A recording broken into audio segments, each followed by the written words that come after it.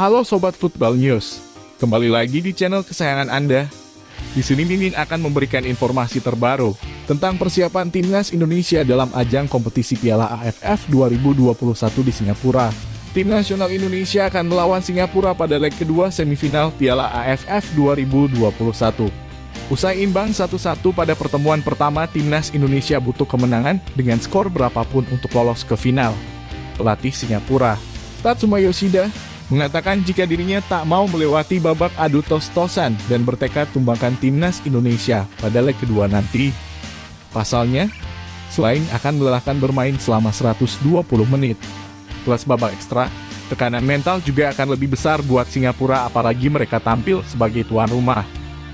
Ya, saya pikir bisa penalti karena laga pertama kontra Timnas Indonesia berakhir seri, tapi saya tidak pikirkan itu dulu. Saya berharap bisa selesaikan laga dalam 90 menit, ujar Yoshida.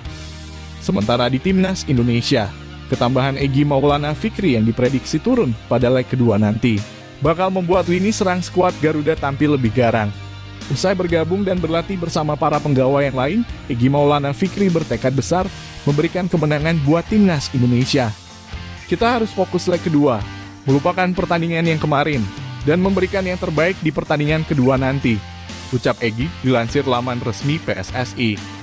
Apalagi sang pemain datang ke skuad merah putih dengan catatan gemilang, yakni torehan 2 gol dan 4 assist dari 15 laga bersama FK Senica di Liga Slovakia. Berbekal statistik mentereng tersebut, Egy Maulana Fikri diharapkan bisa jadi motor serangan Timnas Indonesia dan memberikan tiket ke final Piala AFF 2021. Di laga kedua ini diprediksikan peluang Timnas Indonesia untuk mengalahkan Singapura pun lebih besar.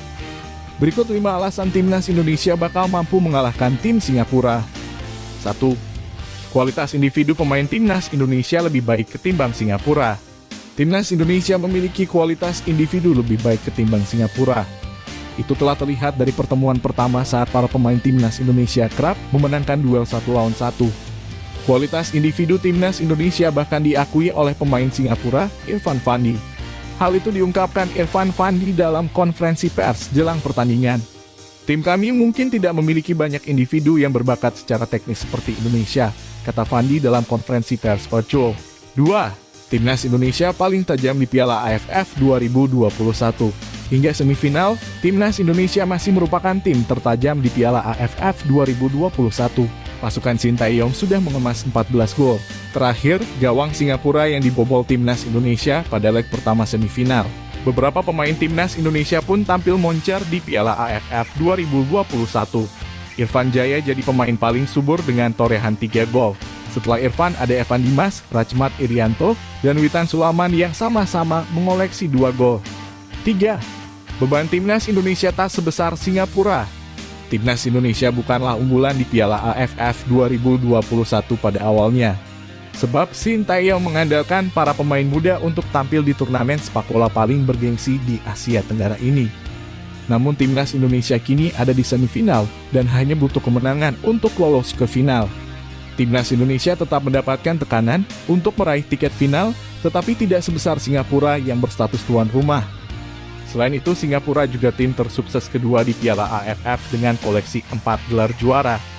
The Lions hanya kalah dari Thailand yang sudah mengoleksi 5 trofi Piala AFF.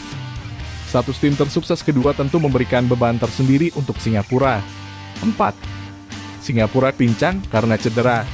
Singapura tidak menjalani semifinal Piala AFF 2021 dengan skuad terbaik. Sebab The Lions kehilangan Gabriel Kwak penyerang dan sang bek kiri, Shakir Hamzah. Tanpa kedua pemain itu, Singapura tetap mampu mengimbangi Timnas Indonesia pada leg pertama. Akan tetapi, jika Timnas Indonesia mampu memperbaiki kesalahan dari leg pertama dan memanfaatkan ketidakberadaan 2 pemain itu dengan baik, hasil leg kedua bisa berbeda. Kehilangan paling terasa tentu tidak adanya sosok Shakir Hamzah di sisi kiri pertahanan Singapura. Padahal, dia selalu main dalam setiap pertandingan Singapura di grup A. Jika sisi kiri pertahanan Singapura bisa dimanfaatkan dengan maksimal, Timnas Indonesia bisa mendapatkan peluang-peluang berbahaya untuk mencetak gol. 5. Taktik Sintayong susah ditebak. Sintayong beberapa kali membuktikan kualitasnya sebagai juru taktik di Piala AFF 2021.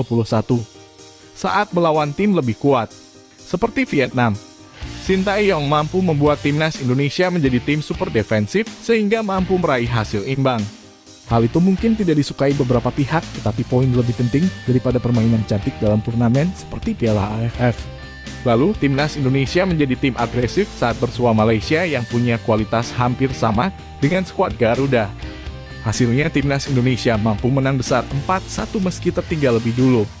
Selain itu, Sintayong juga mengubah formasi timnas Indonesia pada setiap pertandingan. Sejauh ini, timnas Indonesia memakai formasi 4-3-3, 4-1-4-1, 5-4-1, dan 4-4-2. Perubahan di antara keempat formasi itu pun kerap terjadi dalam satu pertandingan sesuai dengan kebutuhan tim.